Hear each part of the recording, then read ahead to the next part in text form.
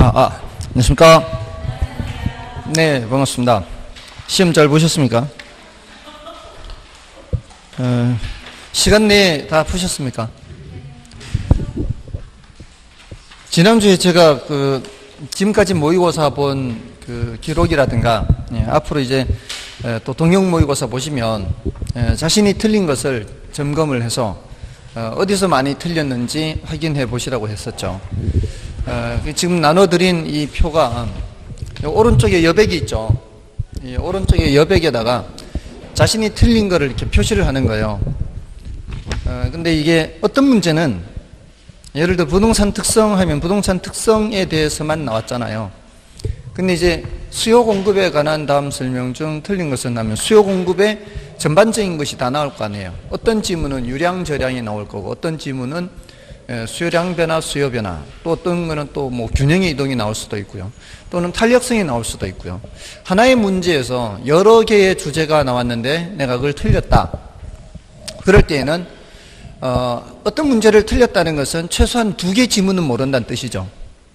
멀쩡한 놈 놓고 엉뚱한 걸 틀렸다고 했을 거니까요. 그럴 때는 여기 표시가 2번 돼야 되겠죠. 주제가 이렇게 갈라지는 경우에는 그렇죠. 한 문제를 2번 표시를 해야지. 왜냐하면 아주 심한 경우에는 한 문제를 5개 다 표시해야 될 수도 있죠. 주제가 각각 다른 경우에는 그럴 수 있다는 거예요. 근데 이제 오늘 3번 같이 부동산 특성에 대해서만 물었다면 부동산 특성에만 표시가 되겠죠. 뭔 뜻인지 아시겠습니까? 자, 그런 식으로 이렇게 분류를 해서 자신이 모르는 거를 점검을 하는 거예요. 그러면 이게 많이 틀렸는 것들은 자주 표시가 되겠죠. 뭐 발을 정자를 써 나가든지 그냥 하나하나 숫자를 계속 짝대기를 그어 나가든가. 뭔 뜻인지 아시겠죠? 짝대기를 그어 나가서 이렇게 하고 이렇게 하면은 이제 개수가 세지겠죠. 그러면 이제 많이 틀린 것들 위주로 앞으로 남은 시간 동안 복습을 하는 거죠. 근데 지금 별표가 표시가 돼 있죠. 만약에 내가 틀렸는데 별표가 아닌 것에서 틀렸어요. 그러면 신경 쓰지 마시고요. 내가 틀렸는데 별표에서 틀렸다. 그러면 그거는 더 먼저 보시란 얘기예요. 별표에서 틀렸는데 개수가 여러 번이다. 이거는 더 많이 봐야 되는 거죠. 더 빨리 시급하게 봐야 되는 거예요. 뭔 뜻인지 아시겠어요? 그래서 지금 이 별표 표시된 게 지금 이게 총 한 70개 정도 돼요. 여기 나누는 주제가 한 70개 정도 되는데 그 70개 중에서 별표 표시가 되어 있는 건 47개예요. 만약에 7월 달부터 공부를 하시는 분이 계신다면은 이 표에 별표만 하세요. 이렇게 할 거예요. 별표 표시 안 된 거는 중요도가 낮거나 시간이 많이 걸리거나 해요. 계산 문제는 대체로 표시를 안 했어요. 계산 문제는 사람마다 좀 차이가 있어서 제가 이게 할만하다라고 해도 여러분들은 두드러기 나고 이런 것일 수도 있으니까. 근데 이제 맨 끝에 가면은 3방식은 제가 전혀 표시를 안 했어요. 3방식은 전혀 표시를 안 했는데 그 이유가 3방식을 표시를 하면은 다 해야 될 것 같고 또 그렇잖아요. 안 하자니 사실 그래요. 왜냐하면은 단어의 뜻은 알아야 되거든요. 3방식 6방법 단어의 뜻은 알아야 되잖아요. 그리고 소속이 어딘지는 알아야 돼요. 적산법이라는 게 어디서 나오는 거예요? 원가법에서 나오는데 수익하는법에서 나오면 안 되잖아요. 그런 식으로 단어의 뜻 정도는 알아야 되니까 그걸 감안해서 내가 깊게만 들어가지 않는다면 어느 정도까지만 하는 것은 괜찮습니다. 자, 아무튼 그리고 첫째, 시간 안배를 해야 돼요. 시간 내에 풀 수 있도록 해야 됩니다. 가장 중요한 게 바로 시간이에요. 왜냐하면 한 과목만 보는 게 아니고 민법도 같이 보기 때문에 시간이 45분을 넘어서면 안 돼요. 5분은 마킹하는 시간을 따로 둬야 되기 때문에 한 문제 한 문제씩 풀고 마킹하는 사람의 경우라면 50분을 넘으면 안 되겠지만 마킹을 따로 하는 사람이라면 반드시 45분 내에 모든 걸 끝내야 돼요. 그리고 가능한 한 1분에 한 문제를 풀 수 있도록 해야 돼요. 계속 그러니까 문제를 자꾸 풀어봐야 숙달이 되는 거예요. 1분에 한 문제를 풀어야 30문제 풀면 30분이 되겠죠. 그러면 15분이 남잖아요. 그 15분이 계산 문제에 할애되는 시간이에요. 계산 문제는 조금 더 시간이 소요된다고 보고요. 또 어떤 경우에는 계산 문제의 경우 여러분들이 미리 준비를 해놔야 돼요. 이런 계산 문제는 남겨놓는 게 아니고 풀고 넘어간다. 쉬운 계산 문제 있잖아요. 쉬운 계산 문제는 먼저 풀고 넘어간다. 이런 것들이 미리 준비가 돼 있어야 돼요. 그래서 그런 문제가 나왔다 그러면 풀고 넘어가고, 안 그러면은 이제 남겨놓고 넘어가야죠. 풀지 말고 나중에 한꺼번에 풀어야 되죠. 자, 아무튼 자 1번부터 이제 풀이를 해 보겠습니다. 자, 1번은 이제 복합 개념에 대한 거죠. 근데 이제 그걸 하기 전에 사실 어떤 문제든지 제가 이렇게 문제를 받으면은 제일 먼저 하는 게 뭔가 하면은 다른 사람이 출제한 것이든 아니면은 제가 출제한 것이든 관계없이 출제한 후에 다시 이렇게 보면은 이 정도는 맞춰야 된다라고 하는 것들이 있어요. 그런 것들은 난이도가 높지 않고, 그리고 평소에 중요하다고 했는 것들, 이런 것들이 있거든요. 1번은 난이도가 높지는 않아요. 근데 중요도도 낮아서 이걸 뭐 표시를 해 드리진 않는데 2번 같은 거는 맞춰야 돼요. 그리고 3번은 부동산 특성은 넘어가더라도 4번은 유량, 저량은 늘 강조를 했던 것이죠. 그리고 강조를 했는데다가 더군다나 거의 답 근처에도 갈 수가 있어요. 거의 그냥 거저 먹기에 가까운데 이런 5번도 그렇고요. 이런 것들은 맞춰줘야 되는 거예요. 그리고 9번도 그렇고요. 다음에 11번도 그렇습니다. 다음에 12번도 그렇고요. 다음에 14번, 15번, 16번, 다음에 17번, 17번하고 20번 하고요. 22번 하고요. 23번은 제가 세모를 쳐놨는데요. 23번도 이 정도는 알아야 되지 않나 싶긴 한데 요거는 세모를 이렇게 쳐놨어요. 다음에 25번, 26번, 다음에 29번, 30번, 다음에 이제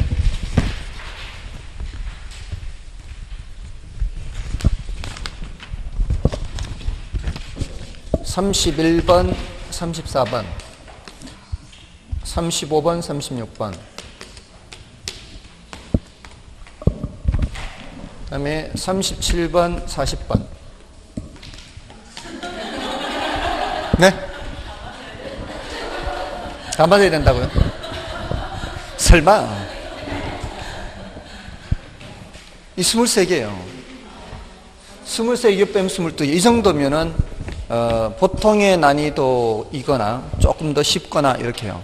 그래서 제가 모의고사 내는 거는 65점이 커트라인이라고 생각하시면 돼요. 65점이 커트라인이고요. 그리고 남은 기간 동안 오늘 지금 표 드렸죠. 이런 식으로 해서 자신이 지금까지 모의고사 봤던 것을 보완을 하면은 10점에서 15점 이상 충분히 점수가 올라가거든요. 근데 이제 어떤 분들은 제가 지금 이거 3, 4, 5, 6, 7, 7년째 이렇게 하고 있는데 어떤 분들은 다른 과목도 이렇게 해가지고 효과를 봤다 이렇게 하는 분들도 계세요.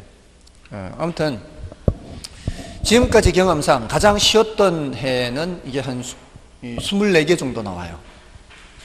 가장 쉬웠던 해가 24개. 24개면 정말 쉬운 거예요.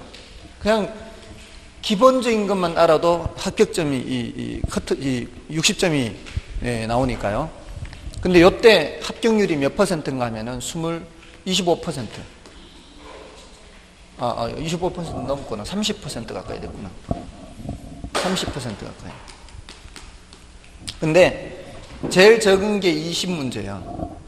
20문제면은 10% 후반대예요. 18%. 굉장히 차이가 많죠. 불과 한두 개 차이에 합격률 차이가 우두두둑 차이가 나는 거예요. 10점이면 엄청난 점수입니다. 4개면은. 왜냐하면 그 커트라인 하나에 걸린 사람들이 수두룩하죠. 그러니까 한 개 차이에 따라서 합격률이 뚝뚝뚝뚝 차이 나는 거예요. 그러니까 보통 한 22개잖아요. 22개면은 20% 초반대, 2% 합격률이 20에서 뭐 한 25% 요 범위예요.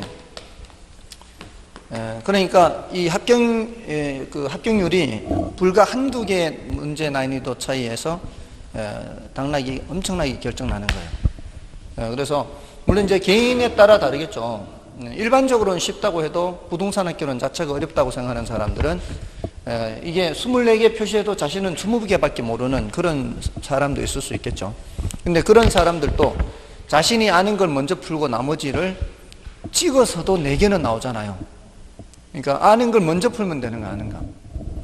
그러니까 늘 풀 때는 아는 거 먼저 푼다 이런 생각으로 푸세요. 모르는 거는 빨리 패스한다 이렇게. 자, 아무튼 이렇게 하고요. 사람마다 또 차이는 있어요. 제가 보는 거하고 또 뭐 여러분이 보는 게 다를 수는 있겠죠. 자, 일단 들어보시면은 이 정도는 맞춰야 된다 이런 생각이 드실 겁니다. 1번은 부동산의 복합 개념이죠.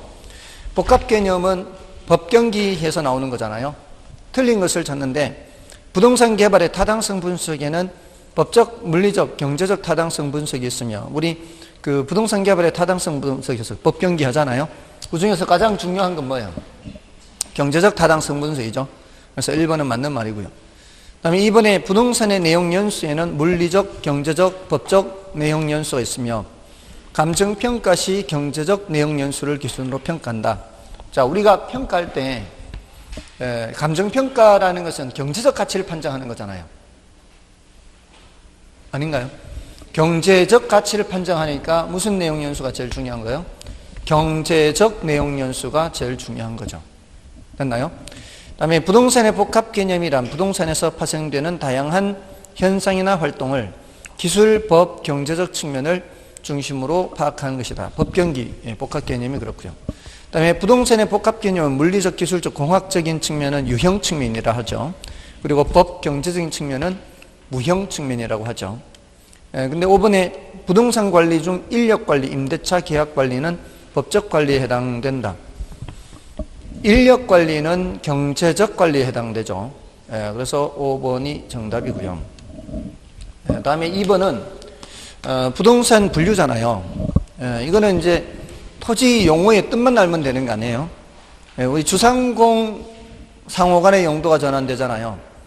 주상공이면 건물이 지어져 있는 건물 땅과 건물이 지어져 있는 땅, 같은 건물이 지어져 있는 땅에서 움직이는 거 아니에요? 이러면은 뭐예요? 이행지죠. 맞나요? 건물이 없는 땅에서 건물이 있는 땅으로 바뀐다거나 농사 짓지 않던 땅에서 농사 짓는다거나 어떤 획기적인 변화가 일어나야 그게 뭐예요? 그게 후보지죠. 같은 농사 짓는 땅에서 같은 농사 짓는 땅으로 바뀌는 거, 이거 뭐예요? 이행지죠. 전답과 같은 농사 짓는 땅에서. 그렇지 않나요? 그 상황을 머릿속으로 이해를 하듯이 이렇게 머리에 담고 있어야 되죠. 그러면은 이 주상공을 머릿속에 떠올리면은 건물이잖아요. 다 건물. 주상공 건물. 그 범위에서 움직이는 거는 이행지가 되는 거죠. 이런 걸 틀리면은 이거 이제 가시밭길 가는 거죠.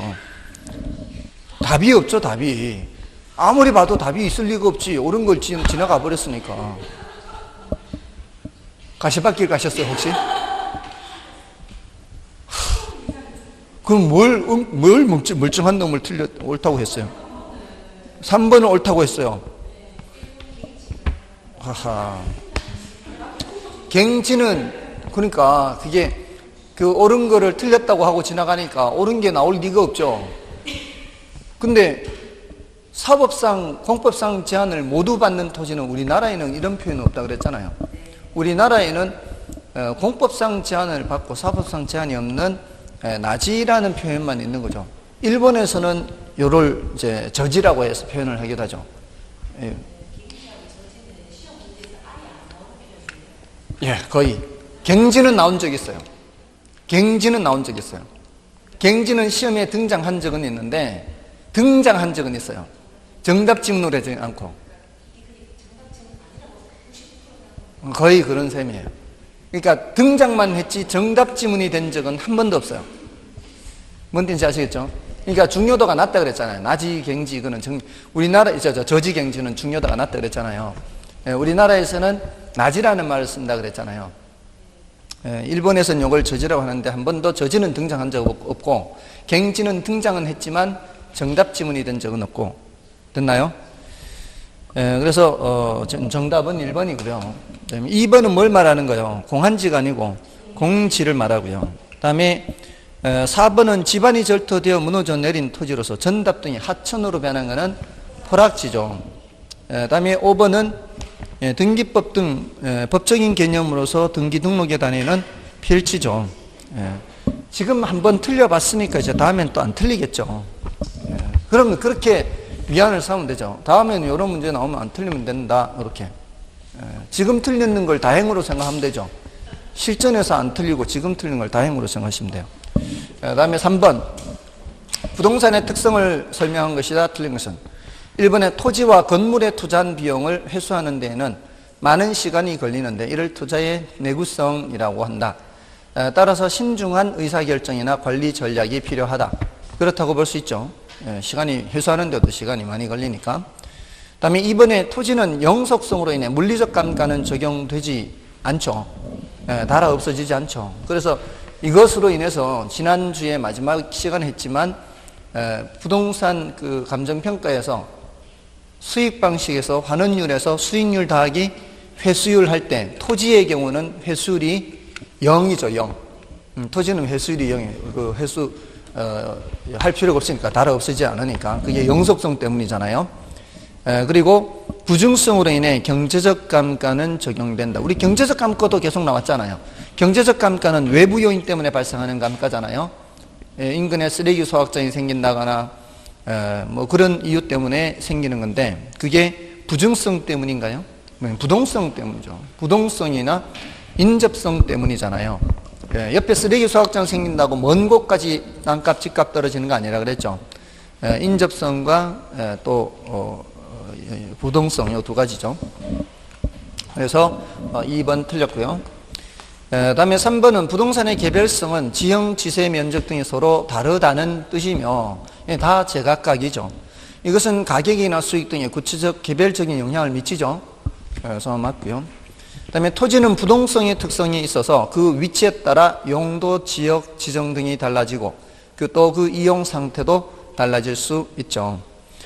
그 다음에 토지는 합병 분할이 가능한 인문적 특성이 있다. 따라서 토지 소유자는 법적 제한 범위 내에서 토지 면적을 분할하여 구획할 수 있다. 얼마든지 가능은 하죠. 법적 제한 범위 내에서 분할하거나 뭐 또 합병하거나 뭐 이렇게 할 수 있죠. 정답 2번이었고요. 다음에 4번은 이게 왜 틀리면 안 되는가 하면은 유량저량이라는 단어의 뜻을 물으면 유량이 일정 기간이에요, 저량이 일정 기간이에요? 일정 기간을 이러면은 제가 가슴이 쿵 무너지는 이 순간에 지금 유량이 일정 기간이고 저량이 일정 시점이잖아요. 그럼 보세요. 월 임대료, 월 급여, 연간 이자 비용. 여기서 벌써 힌트 다 나왔죠. 맞잖아요. 그러니까 1번, 2번, 3번을 체크했다는 거는 이거는 이제 유량 저량을 아직 한 번도 공부를 안 했으면은 그럴 수 있어요. 문제에서 힌트를 다 줬다고. 월, 연간. 맞나요? 자, 그러면은 남는 거는 4번, 5번밖에 없어요. 근데 4번은 지대잖아요, 지대. 자, 근데 유량, 저량을 제가 설명을 드릴 때마다 유량의 대표적인 게 뭐라 그랬어요? 소득이라 그랬잖아요. 소득이 1,000만 원이 많은 거라고 그랬어요? 적은 거라 그랬어요? 모른다 그랬잖아요. 이제 월 1,000이면 많은 거지만 연 1,000이면은 적은 거잖아요. 그러니까 이 소득은 반드시 뭐를 얘기를 해줘야 알 수 있는 거예요. 기간을 얘기를 해줘야 알 수 있는 거라 그랬죠. 근데 그 소득이 근로소득만 있다 그랬어요? 근로소득만 있는 게 아니잖아요. 임대소득도 있고 이자소득도 있고 다 소득이잖아요. 그런 소득 개념은 다 무슨 개념이라고요? 유량 개념이라고요. 그런데 그 지대라는 게 뭐예요? 지대. 지대 할 때마다 제가 이걸 어떻게 풀었었어요? 토지, 임대료 이렇게 안 했나요? 이게 머릿속에 들어있어야 그래야 지대론도 이해가 돼요. 토지, 임대료에 관한 이론이다 이 소리잖아요. 지대론이라는 게. 그렇지 않나요? 이상하게 사람들이 지대론 하면 굉장히 어렵게 느껴지죠. 잘 받아들여지지 않죠. 그는 머릿속에 이걸 생각을 안 하고 있다는 뜻이에요.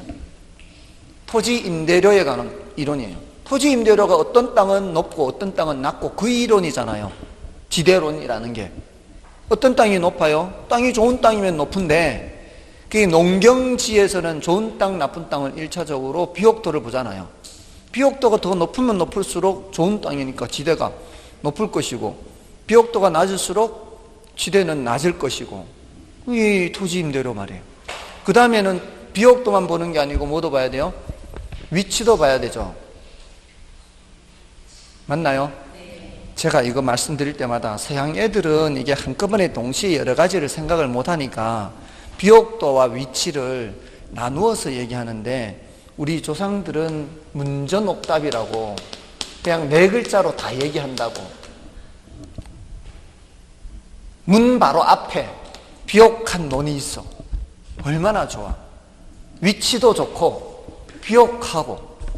우리 조상들은 4글자로 끝내버린 걸 쟤네들은 지대론 얘기할 때 둘로 나누잖아요. 차액지대론, 위치지대론 이렇게. 맞나요? 그러니까 지대론은 두 개, 위치와 비옥도 농경지 지대론은 이게 차액지대론, 이게 위치지대론. 그 지대론 할 때 그 지대가 임대료라면 임대료, 임대소득, 이것도 소득이잖아요. 무슨 개념이란 얘기예요? 유량 개념이라고요. 됐나요? 그러니까 어떤 거를 항목을 달달달 암기하는 게 아니라 그걸 풀어서 가능한 한 풀어서 생각하면은 훨씬 더 오래 가요. 그러니까 그거를 풀어서 가지 않고 그냥 딸랑 암기하려고 하니까 이제 까먹는 거죠. 됐나요? 자, 그래서 요거는 유량 개념이에요. 자, 그러면은 요거를 틀렸다는 얘기는 결국 5번을 체크해서 틀렸을 건데 4번을 체크해서 틀렸을 건데 5번을 체크를 못했다는 거는 그러면 5번도 모른다는 얘기 아니에요. 틀렸다는 거는. 맞잖아요. 지금 멀쩡한 놈 놔두고 지금 지대를 체크해서 틀렸다는 얘기는 대부 비율을 모른다는 뜻 아니에요. 그럼 대부 비율을 한번 생각해 볼게요. 왜냐하면 이게 보세요. 한 문제를 틀렸다는 얘기는 최소 2개 지문을 모른다는 뜻이에요. 맞잖아요. 그러니까 그렇게 공부를 해야 돼요. 공부를 할 때는. 그러니까 틀린 지문만 보는 게 아니라 정답 지문과 틀린 지문을 동시에 봐야 되는 거죠. 자, 그러면은 대부 비율이 뭐예요? 전체분의 남의 거 그 전체가 부동산 가치 전체잖아요. 그게 부채 잔금이라고 하는 거거든요. 부채 잔금. 원래는 이렇게 표현을 해요. 왜 부채 잔금이라고 할까요? 그거는 수시로 바뀔 수 있으니까. 여러분들 민법을 배우셨으니까 근저당을 배우셨겠네. 근저당에서 채권 최고액을 정해놓죠. 그러면 채권 최고액이 1억에 1억. 자, 그러면은 이 사람이 1억 빌렸다는 뜻이에요. 1억 범위 내에서 수시로 이 등락이 있을 거란 얘기 아닌가요? 그러면은 이 사람이 얼마를 빚졌는지 내가 그 집을 등기부를 떼보고 1억으로 판단하는 게 아니라 그 날짜에 은행에 가서 이 사람의 채권 최고의 지금 채권 실제 채권 잔여액이 얼마인지를 확인해 봐야 되지 않나요? 만약에 그런 상황이라면 집을 사거나 이런 상황이라면 맞잖아요. 근데 그게 내일 가면 또 다를 수 있죠. 그 사람이 거래를 통해서 다시 또 빚이 늘었을 수 있잖아요. 그러지 않습니까? 그런 거예요. 그는 어제 다루고 오늘 다룰 수 있죠. 그 부채 잔금이 그거잖아요. 가격도 어제 다루고 오늘 다룰 수 있지 않나요? 맞아, 아니에요. 가격은 유량 개념이라고 했어요? 절량 개념이라고 그랬어요? 가격은 절량 개념은 절량. 넓은 의미에서의 가격을 얘기할 때 말고 넓은 의미에서 가격이 할 때는 임대료도 가격에 들어가요. 근데 우리가 여기서 말하는 가격은 어떤 물건, 이제 임대료 같은 그런 가격 말고 이런 구체적 물건의 가격을 말하는 거잖아요. 그는 어제 다르고 오늘 다르고 이렇게 하잖아요. 그러니까 감정평가에서 어떤 개념이 있는가 하면은 기준 시점이란 개념이 있잖아요. 그 기준 시점이란 개념이 있는 이유가 뭐예요? 가격이 어제 다르고 오늘 다를 수 있으니까 이게 언제적 가격인지를 밝혀줘야 되는 거 아니에요. 유량 개념이기 때문에, 저량 개념이기 때문에, 저량 개념이기 때문에 그렇다 이 말이에요. 됐나요? 자, 아무튼 요거는 무슨 개념? 저량 개념, 저량 개념. 시점에 따라. 그럼 대부 비율뿐만이 아니죠. 부채 비율도 마찬가지죠. 부채 비율은 뭐라 그랬어요? 내 거분의 남의 거, 지분분의 저당, 이렇게. 이것도 마찬가지 무슨 개념이에요? 이것도 저량 개념이다 이 말이에요. 아셨죠? 그러니까 이거를 암기하려고 하지 말고 이 범위에서 거의 대부분 해결이 다 돼요. 이해하는 범위 내에서. 그래서 소득 개념으로 다 들어가시라고. 소득. 지대는 뭐다? 임대료다. 이렇게 임대료. 임대소득. 임대소득 하면 돼요. 근데 주는 쪽에서는 비용이 되거든요. 받는 쪽에서는 뭐가 되는 거지만, 소득이 되지만 주는 쪽에서는 비용이 돼요. 월 단위로 지불한다는 거는 이게 유량으로 발생한다는 얘기잖아요. 네, 월 단위로 받는다. 그러면 주는 쪽에서는 월 단위로 준다. 그러면은 임금 비용, 임금 이 주는 입장에서는 무슨 개념이에요? 유량. 맞아요? 또는 뭐 주는 입장에서 뭐 여러 가지 비용이 있잖아요. 보험료. 보험료도 뭐예요? 유량이죠, 유량. 보험회사 입장에서는 보험료 수입이 되지만 주는 입장에서는 보험료 지출이 되잖아요. 이거 월 단위로 나간단 말이에요. 보통은. 그러니까 다 유량 개념이란 말이에요. 그렇게 이해를 하셔야 되지 모든 항목을 다 외우려고 하면은 안 된다 이 말이에요. 됐죠? 자, 넘어가시고요. 그다음에 5번은 그러니까 듣고 보니까 맞춰야 될 것 같지 않나요? 일단 1, 2, 3번 중에서는 버려야 되고 소득 개념이니까 2번, 4번은 맞춰야 되는 거예요. 그 다음에 5번은 이것도 맞춰야 되죠. 부동산의 수요와 공급에 대한 설명이다. 틀린 것은 수요량의 변화가 수요곡선상의 점의 이동이 발생한다면 수요의 변화는 수요곡선 자체가 이동한다. 맞죠? 그 다음에 가격 변화에 따른 수요량 변화는 대체 효과와 소득 효과의 합으로 나타낼 수 있다. 맞죠? 가격 효과는, 이거는 난이도가 좀 높아요. 오늘 나눠드린 이 표에 가격 효과는 별표가 안 돼 있어요. 가격 효과는 별표 안 돼 있죠. 그거는 난이도는 약간 높고 중요도는 낮기 때문에요. 근데 이제 설명을 들을 때만 이렇게 들어 두시기나 하시라고요. 가격 효과는 가격이 변해서 나타나는 효과죠. 가격이 변해서 나타나는 효과잖아요. 이거는 수요량 변화라고 할 수 있잖아요. 같은 수요곡선상의 점의 이동인데 이거는 소득 효과와 뭐의 합으로 돼 있다? 대체 효과의 합으로 돼 있다. 이렇게 해요. 예를 들어서 가격이 하락하면 수요량이 늘어요. 그게 왜 늘어날까요? 하는 거잖아요. 가격이 하락하면은 내 월급은 그대로 있어도 실질소득은 올라가게 되거든요. 물건의 가격이 하락하니까 내 실질소득은 올라가요. 그래서 나타나는 효과를 뭐라 그래요? 소득 효과라 그래요. 근데 이제 그것뿐만이 아니라 내 입장에서는 그래요. 늘 내가 소비하던 사람 입장에서는 그런데 이거를 소비하지 않던 다른 사람들이요. 다른 사람들은 다른 거 소비하다가 이 재화의 가격이 올라가면은 다른 재화 가격은 상대적으로 올라간 느낌을 받는단 말이에요. 괜히 비싼 거 사용하는 느낌이에요. 그쪽 재화 가격은 변했어요, 안 변했어요? 저쪽 재화 가격은 안 변했지만 뭐라고 얘기하는 거예요? 상대적으로 가격이 올라갔다 이렇게 얘기를 해요. 그러면은 상대적으로 싸진 쪽으로 오는 거죠. 다른 거 소비하던 사람도 이쪽으로 온다고요. 그러니까 이 재화의 수요량이 늘어나게 되는 거죠. 그러니까 소득 효과도 일부 있을 것이고 대체 효과도 일부 있을 것이다. 표현을 어떻게 한다 그랬어요? 소득 효과는 실질소득 변화 효과. 변화라고 하는 이유가 왜 그러겠어요? 가격이 하락하면 실질소득은 올라가고 가격이 올라가면은 실질소득은 내려가기 때문에 변화라고 표현을 하는 거예요. 요거는 뭐라고 표현해요? 상대 가격 변화 효과 이렇게 표현을 하면 돼요. 자, 됐죠? 그러니까 이게 조금 어렵게 느껴지시는 분들은 패스를 하시고요. 어느 정도 이렇게 돼 있으면 이걸 받아들이면 되는 거죠. 그 다음에 그러니까 요거는 이제 정답 지문은 아니잖아요. 근데 3번의 공사법상의 거래 규제, 금리 인하 등은 부동산 수요를 감소시키는 요인이다. 금리 인하는 수요를 증가시키는 요인이잖아요. 이런 거를 틀리면 안 된다. 너무 쉬운 지문이 정답 지문이 됐잖아요. 그래서 3번 정답이고요. 그다음에 부동산의 수요는 소득, 부자 부자죠. 인구, 타 재화의 가격, 취미 또는 선호, 장래에 대한 기대, 금융 등에 의해 영향을 받는다. 그렇다 볼 수 있죠. 토지의 물리적 공급이 부증성과 관련이 있다면 토지의 경제적 공급은 용도 다양성과 밀접한 관계가 있다.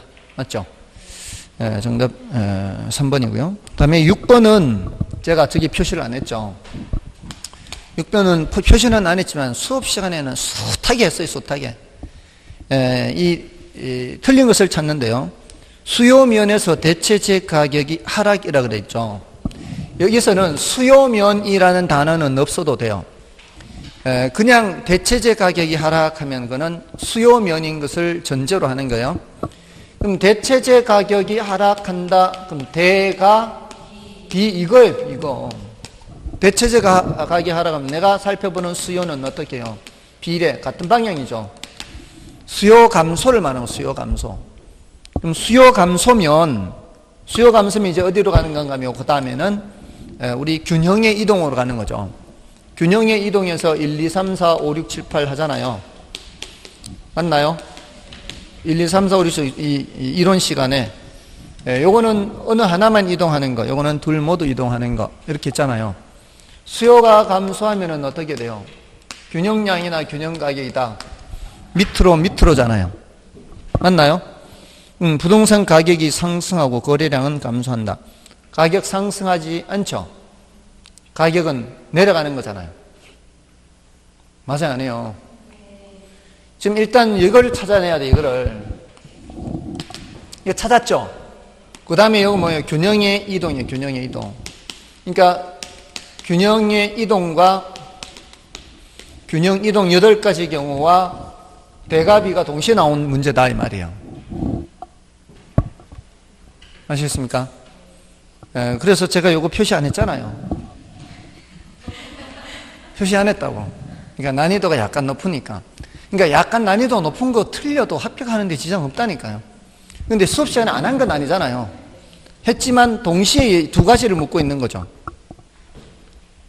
제가 참 관대하죠. 다 했지만 이게 틀려도 용서가 된다고 이런 것들은. 그래서 1번은 틀렸어요. 근데 2번은 뭐예요? 생산 요소 가격이 하락하면 부동산 가격은 하락하고 거래량은 증가한다. 생산 요소 가격 하락은 뭘 말하는 거예요? 공급 증가 3번이에요. 3번. 공급이 증가하면 거래량은 증가하죠. 요거는 같은 방향, 양은 같은 방향이에요. 항상 양은 같은 방향으로 간다 그랬잖아요. 근데 거래량이 증가하면 가격은 내려가는 거죠. 맞나요? 맞고요. 그다음에 일반적으로 소득이 증가하면 부동산 가격이 상승하고 거래량은 증가한다. 일반적으로 했죠. 소득이 증가할 때 항상 수요가 증가하는 건 아니잖아요. 열등제가 있기 때문에. 근데 일반적으로는 수요가 증가하죠. 이게 2번이었구나, 이게. 수요가 감소하면은 이따 밑으로고. 지금 그거는 수요가 증가죠. 1번이 1번. 일반적으로 소득이 증가하면 수요가 증가해요. 그럼 거래량 증가하고 가격 상승해요. 여기는 뭐가 있는 거 지금? 양. 여기는 균형량. 여기는 균형 가격. 여기 지금 생략되어 있는 거죠. 지금 3번은 뭘 말하는 거예요? 정상제의 경우는 소득이 증가하면 수요가 증가한다. 그러니까 이 문제는 이게 섞여 있다고요. 수요 곡선이나 공급 곡선의 이동과 동시에 뭐를 묻고 있어요? 균형의 이동을 동시에 묻고 있다고요. 한 문제에서. 그죠? 그러니까 난이도가 약간은 높다고 볼 수 있죠. 다음에 생산 기술 향상이에요. 4번은 생산 기술 향상이니까 공급 증가 3번하고 같아요. 그러면은 오르는 거죠. 가격 하락, 거래량 증가. 그다음에 매도자들이 가격 상승을 예상했대요. 그러면은 매도자들이 가격 상승 예상하면은 공급이 감소죠, 감소. 수요자들이 가격 상승 예상하면은 가격 수요 증가지만 공급자들이 가격 상승하면 공급이 감소예요, 공급 감소. 그럼 공급이 감소하면은 거래량은 감소하고 가격은 올라가는 거죠. 항상 양은 이거하고 함께 가는 거잖아요. 맞나요? 자, 그러니까 지금 여러분들 이거 기억나시죠? 설마 여기서 오리발 내미지는 않겠죠? 기억나시잖아요. 근데 여기서 읽은 내용하고, 그러니까 일단 뭘 보는 거예요? 이게 어디에 해당하는지 먼저 보는 거잖아요. 이걸 먼저 찾은 후에 이걸 지금 더 찾아야 되는 거죠. 이런 식으로 문제가 나올 수 있어요. 이거는 난이도 약간 높은 거란 말이에요. 그러니까 이걸 미리 준비를 하고 있으면 되겠죠. 수요 증가 감소냐, 공급 증가 감소냐에 따라서 균형 이동이 1, 2, 3, 4, 5, 6, 7, 8에 어떤 거냐, 이렇게 찾아가면 되는 거예요. 그 다음에 7번은 계산 문제죠. 어떤 부동산에 대한 수요 임대료 탄력성은 0.7이고 수요의 소득 탄력성은 마이너스 0.3이에요. 그 부동산의 임대료가 10% 상승하고 수요자들의 소득이 5% 감소하였다면 그 부동산 수요량의 전체 변화율은 이렇게 묻고 있죠. 자, 문제에서 전체 변화율을 묻고 있잖아요. 그러면서 제시한 탄력성은 두 가지죠. 임대료 탄력성을 제시하고 있고요. 또 뭘 제시하고 있어요?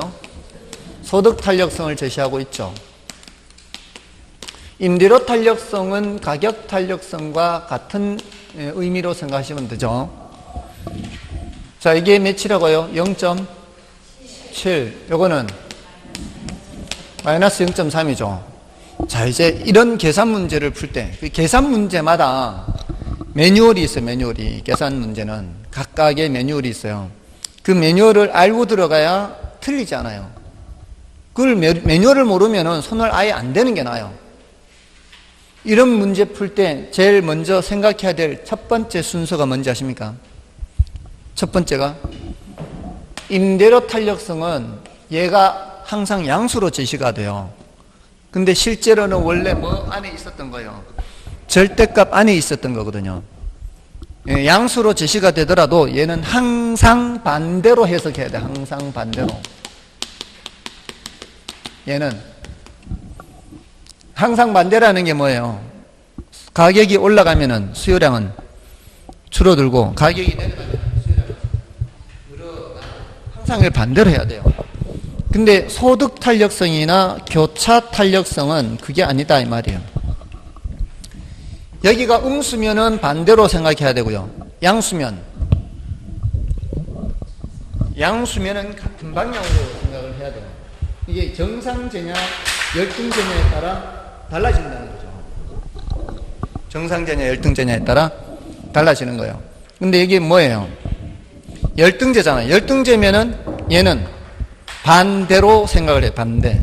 음수면 반대, 양수면 같은 방향 이렇게 생각을. 그걸 얘네들은 그렇게 생각하고 들어가야 돼요. 문제를 풀기 전에.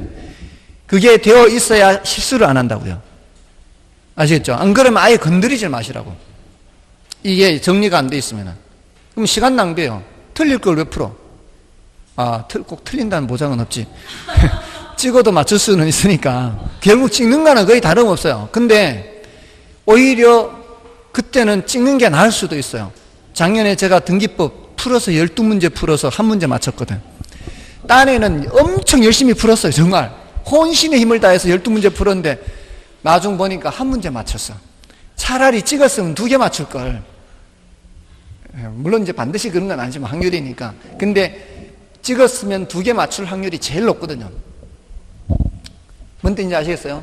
괜히 풀면은 풀다가 자기 논리가 이게 안 돼 있으면은 꼭 아닌 쪽으로 가게 돼 있거든. 그게 아닌 쪽으로 갈 확률이 더 많아요. 아무튼 자 그러면 이제 여기서 뭘 뜻하는가 하면 임대료가 지금 어떻게 돼 있어요? 임대료가 몇 프로 변한다고 돼 있어요? 10% 위로 아래로 10% 상승이죠. 그건 임대료가 10% 올라가면은 수요량은 0.7배만큼 변한다는 거 아니에요. 곱하기만 하면 되는 곱하기. 일단 곱하기 하면 몇 프로예요? 7%가 나오는데 7%가 위로 아래로? 아래로란 말이에요. 아래로. 요거를 체크해야 된다고. 그럼 7% 아래란 얘기는 뭐하고 같은 거예요? 마이너스 7%란 얘기하고 같은 거예요. 자, 근데 소득 탄력성이 마이너스 0.3. 여기는 이제 마이너스기 때문에 반대로 해석해야 되는 거예요. 소득이 몇 프로 올라가요? 5% 내려가죠. 소득이 5% 내려간다는 거는 뭐예요? 이제 소득이 감소하는 거잖아요. 근데 이게 소득이 감소하니까 마이너스이기 때문에 이쪽은 위로 올라가야 되는데 반대로. 맞나요? 근데 사이즈, 크기는 그걸 볼륨이라 그러나요? 이 0.3 곱하기 5 하면은 1.5가 돼. 1.5. 1.5%. 1.5%가 위로란 말이에요. 그럼 이거는 플러스 1.5죠. 플러스 1.5와 마이너스 7하고 이제 더하기를 하니까 마이너스 5.5% 이렇게 된단 말이에요. 아시겠죠? 이게 안 돼 있으면은 어떤 사람 8.5 하고 뭐 이게 대부분 그래요. 그런데 꼭 잘못 계산한 게 거기 있어 또. 그죠? 잘못 계산한 게 그 안에 있어. 맞아 안 해요? 다 그렇게 출제를 하거든. 출제 숫자를 만들 때. 그 다 그렇게 해서 잘못했을 경우를 이제 계산해가지고 다 그렇게 출제를 해요. 자, 그러니까 요거는 매뉴얼을 알고 계시라는 얘기고요. 그다음에 8번은 부동산 시장의 기능을 설명한 것이다. 틀린 것은 1번에 부동산 시장은 가격을 창조하는 기능이 있다. 이제 기능하면 뭐 생각하는 거예요? 자고가 정량. 그렇죠? 자, 부동산 시장의 창조하는 기능인데 창조된 가격 변동 등의 원인으로 파괴되고요. 그다음에 부동산 시장에서는 부동산과 현금, 부동산과 부동산, 소유권 및 임차권 등이 교환되는 기능이 있고요. 부동산 시장은 수요와 공급의 조절이 곤란하게 하는 기능이 있다. 이러한 수급 조절 곤란은 단기적으로 가격이 왜곡되게 한다. 단기적으로 가격 왜곡되는 거 맞잖아요. 틀린 말이 없죠, 지금. 틀린 말이 없는 것 같죠? 네. 이런 문제는 그래서 어려워요. 틀린 게 없어. 제가 봐도 말 자체는 다 맞아요. 근데 자고가 정량을 물었는데 3번은 과장국수 비비자를 대답하고 있다고요.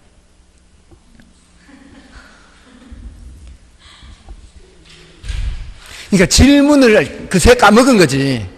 질문에서는 기능을 묻고 있는데 대답을 특성을 하고 있다고. 그죠? 이것뿐만이 아니에요.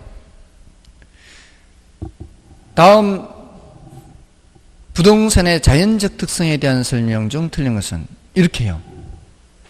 근데 5개 다 맞아. 근데 하나가 인문적 특성을 얘기하고 있는 거야. 자연적 특성을 찾아라고 했는데 그 안에 인문적 특성을 설명하고 있다고요. 근데 설명 자체가 틀린 건 아니에요. 설명은 O야, O. 근데 무슨 특성을 설명하고 있다고? 인문적 특성을 설명하고 있다고. 문제의 취지에 안 맞다 이 말이에요. 문제의 취지에. 뭔 뜻인지 아시겠죠? 이런 거는 좀 야비한 문제예요. 그래서 제가 여기 표시 안 했잖아요. 여기 표시 안 했죠? 이런 거는 저도 틀려요. 이런 거는 저도 막 급하게 풀어나갈 때 저도 틀려요. 그러니까 조심해야 돼요. 항상 질문이 뭔지를 잘 보고 대답해야 돼요. 그러니까 기능하면 머릿속에 자고가 정량 중에 이렇게 생각해야 된다 이 말이에요. 아시겠죠? 자연적 특성 하면은 부부연계인 또는 맞죠? 부부연 그 안에서만 생각을 해야 되는 거죠. 다음에 나머지는 뭐 별로 할 것도 없어요. 사실 그것만 알면은 이게 이제 부동산 시장 기능을 묻고 있는데 부동산 시장 특성을 대답하고 있구나. 아마 많이들 틀리셨죠? 이건 뭐 할 수 없어요. 다음에 그 9번은 부동산 경기 변동에 관한 설명 중 옳은 것은 1번 부동산 경기는 일반 경기보다 항상 후행한다. 말이 안 되죠? 후행할 수도 있고 선행할 수도 있고 역행할 수도 있고 독립적일 수도 있고요. 그다음에 부동산 경기는 부동산의 유형에 따라 각각 다른 변화 특성을 나타내기도 한다. 이거는 당연한 거 아닌가요? 주거용 부동산이냐 상공업용 부동산이냐에 따라서 다른 변화 특성이 나타나죠. 그다음에 부동산 경기는 일반 경기와 비교하여 팽창 국면과 위축 국면 간의 차이가 적은 게 아니고 진폭이 크잖아요. 부동산 경기는. 그다음에 부동산 경기는 분석 대상 지역의 인근 지역에 한정하여 측정하는 것이 유효하다. 그러면은 그 지역만 알 뿐이지 경기를 전반적으로 알 수가 없잖아요. 그래서 틀렸고요. 그다음에 부동산 경기는 주기의 순환 국면이 일정한 경향이 있다. 일정하지 않으니까 문제가 되는 거죠. 정답은 2번이고요. 그다음에 10번은 이게 난이도가 높아서 중요도도 높아요. 사실은 이 문제는 중요도가 높은데 이제 난이도도 높아서 제가 여기다 안 적었죠. 그죠?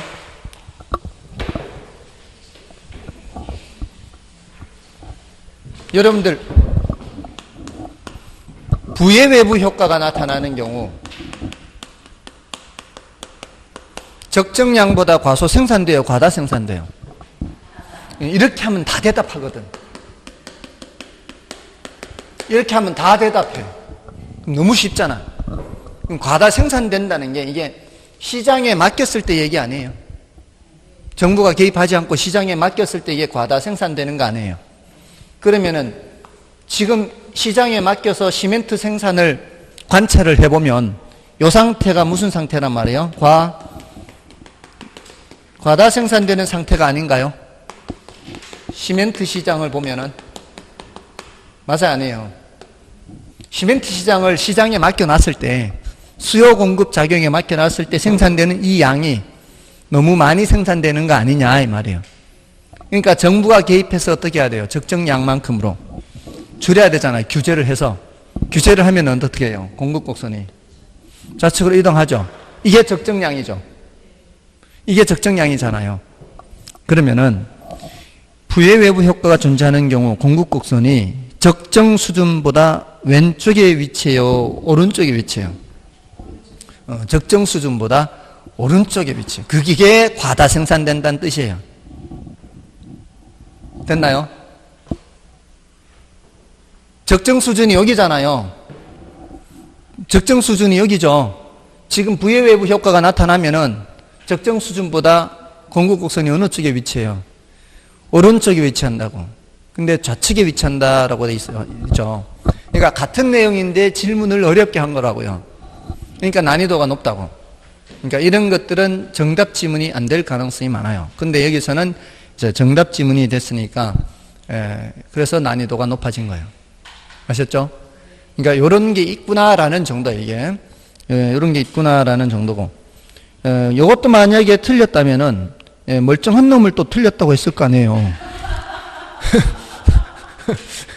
그 멀쩡한 놈 뭐가 틀려 보였어요? 예? 뭐가 틀려 보였어요? 4번이 그럴만 하겠네. 4번이 이제 잘 안 들어보는 말이 들어있으니까. 혹시 4번으로 가셨나요? 그럼 괜찮아요. 위로받을 수 있어. 왜냐하면은, 다른 걸 2번, 3번, 5번으로 갔다는 거는 이게 공부가 전혀 안 돼 있다는 얘기거든. 그래도 공부가 조금 돼 있으니까 그나마 4번으로 간 거 아니에요. 그러면은 제가 얼마든지 엉덩이 두드려 줄 수 있어요. 잘했네. 그 정도는 했네. 이렇게. 자, 보니까 외공불비잖아요. 외공불비. 그러니까 여기서 틀리면 안 되잖아, 여기서. 공공재, 이제 공공재, 물론 5번으로 갖는 분들이 계실 수도 있겠어요. 왜냐하면 이제 공공재 안에서 얘는 어떤 특성이 있어요? 비배제성이나 비경합성이라는 성질이 있죠.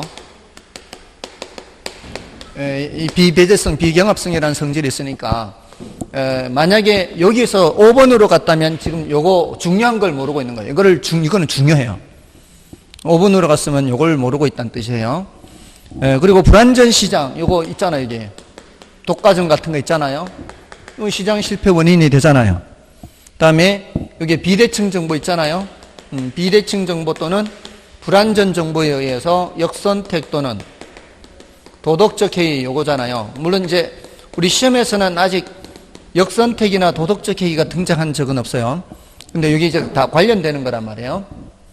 근데 지금 그 2번, 5번, 몇 번 질문이었죠? 4번 질문. 외부 효과에 대하여 시장에서 그 대가를 지불하거나 지불받게 되는 경우 이는 내부화되는 거예요. 이게 외부라는 말에 대응하는 말이잖아요. 외부와 내부가 대응하는 말이죠. 내부 외부 대응하는 말이잖아요. 이게 외부라는 것은 대가를 주거나 받지 않기 때문에 외부라고 하지 않았나요? 어떤 손해나 이익을 끼치면서도 대가를 주거나 받지 않기 때문에 시장 외부 현상이다. 근데 대가를 주거나 받으면 그럼 내부 현상이라고 할 수 있는데, 양봉업자와 과손업자 사이에서 양봉업자한테 과손업자가 찾아가서 우리 과손에 벌통 갖다 주면 얼마 드릴게요. 이러면은 대가를 주고받는 거 아니에요. 그럼 뭐가 된 거예요? 내부화된 거다 이 말이에요. 맞나요? 그렇게. 그래서 지금 외부 효과에 대하여 시장에서 그 대가를 지불하거나 지불받게 된 경우는 내부화돼요. 그러니까 이거는 내부화되는 거는 정부가 시장에 개입해서 그럴 수도 있지만, 이런 경우에는 뭐예요? 스스로 내부화가 되죠. 이러면은 시장 자율 조절 기능에 의해서 해결이 되는 거예요. 그러니까 외부 효과에 대해서 정부가 반드시 개입해야 되느냐? 그렇지는 않다는 거죠. 스스로 이렇게 거래할 수도 있고요. 또 뭐도 있어요? 조금 어려운 거예요. 이거는 코주 정리. 코주 정리에 의해서 이거는 조금 어려운 거예요. 그러니까 이런 것들은 등장해도 정답 지문이 되지 않을 가능성이 많은데, 코주 정리에 의해서 시멘트 공장 이웃 주민들한테 뭐를 줘요? 오염물질 배출권을 주죠. 그래서 그것이 거래가 되도록 그렇게 하는 거잖아요. 그게 이제 시장 자율 조절에 의한 거예요. 정부는 권리만 부여만 했고 그 권리를 살지 팔지는 누구 마음이에요? 그 사람들 마음이, 시장의 사람들 마음이에요. 자, 그래서 정답은 1번이었고요. 그 다음에 11번은 토지은행 제도에 대한 다음 설명 중 틀린 것은, 장래 필요한 토지를 미리 비축함으로 계획적인 이용을 할 수 있는 장점이 있다. 토지 비축이라는 게 미리 사두는 거잖아요. 그러니까 미리 사두니까 계획적 이용할 수 있죠. 그 다음에 비축을 위한 매입 시점과 개발 위한 매각 시점 사이에 토지를 관리하여야 하는 문제가 발생한다. 요거도 맞죠. 지금 당장 필요한 것이 아닌 상황이기 때문에 사용할 때까지 관리를 해야 되고요. 그 다음에 비축 토지 용도가 불분명한 상태에서 매입할 경우에는 정부가 투기자 역할을 하는 경우가 있다. 이거는 정부가 직접 개입하는 거잖아요. 수요자로서 개입을 하게 되면 멀쩡한 토지 시장이 투기 시장이 될 수도 있다는 거죠. 그 다음에 개발이익의 사회 환수가 불가능한 단점이 있다. 여기에 틀렸죠. 쌀 때 미리 사두기 때문에 개발이익이 환수가 될 수 있죠. 이런 거는 이제 맞출 수 있어야 되죠. 4번이 정답이고요. 그 다음에 5번 토지주택공사의 토지은행 개정을 통해 시행하고 있고요. 그 다음에 12번은 이거 지난주에 있는 거잖아요. 부동산 가격 공시 및 감정평가에 관한 법률에 따라 공시하는 내용에 대하여 틀린 것은, 자 보세요. 이게 정답은 5번 지문인데 지금 표준주택 가격 나왔죠. 표준주택 가격은 세금 얘기 나오면 돼요, 안 돼요? 표준에 세금 얘기 나오면 안 된다 그랬잖아요. 근데 지금 거기 뭐라고 돼요? 표준주택 가격은 주택시장에 가격정보 제공하고 국가지방자치단체 등의 기관이 과세 등 의무와 관련하여 주택가격 산정하는 경우에 기준을 하용해서 이렇게 돼 있잖아요. 그럼 이건 틀린 거죠. 여기는 뭐가 들어가야 돼요? 표준 말고 표준 자리에, 표준주택, 표준 자리에 뭐가 들어가야 돼요? 개별이 들어가거나 또 뭐가 들어갈 수 있어요? 공동이 들어가지. 표준만 아니면 된다. 표준만. 세금 얘기 나올 때는 표준만 아니면 된다고. 간단하잖아요. 그러니까 그런 식으로 기억해야 훨씬. 그래서 얘기했잖아요. 표준은 세금 얘기 나오면 안 된다고. 나머지는 다 세금 얘기 나오면 된다고. 그리고 개별은 국장이 나오면 안 된다고. 그건 시군구장이에요. 일단 효력에서 그렇게 하라 그랬잖아요. 다만 표준지 공시지가는 기억할 게 더 많다 그랬잖아요. 표준지 공시지가는 개별 산정할 때만 사용하는 게 아니라 공적기관이나 감정평가업자들이 모두 다 지가를 산정할 때에는 표준지 공시지가를 이용해야 되고, 그리고 지가정보 제공은 어디 있다 그랬어요? 표준지 공시지가가 있다죠. 지가정보 제공. 그리고 일반인들의 거래 지표가 된다 그랬죠. 그러니까 표준지는 기억할 게 더 많은 거예요. 그래서 5번이 틀렸고, 그 다음에 1번에 표준주택으로 선정된 주택에 대하여는 당해 표준주택 가격을 뭐로 봐요? 개별로 보죠. 또 이 법에 따라 공시하는 부동산 가격에는 토지 가격과 주택 가격 및 비주거용 부동산 가격이 있죠. 또 표준주택 가격은 국가지방자치단체 등의 기관이 그 업무와 관련하여 개별 주택 가격을 산정하는 경우에 그 기준이 된다. 표준은 뭐 사용할 때? 개별 산정할 때 사용하는 거죠. 다음에 4번은 1번과 같은 맥락이죠. 표준지로 선정된 토지에 대하여는 당해 토지 공시지가를 개별 공시지가로 보는 거죠. 됐나요? 자, 일단 요 정도 하고요. 13번부터는 좀 쉬고 가겠습니다.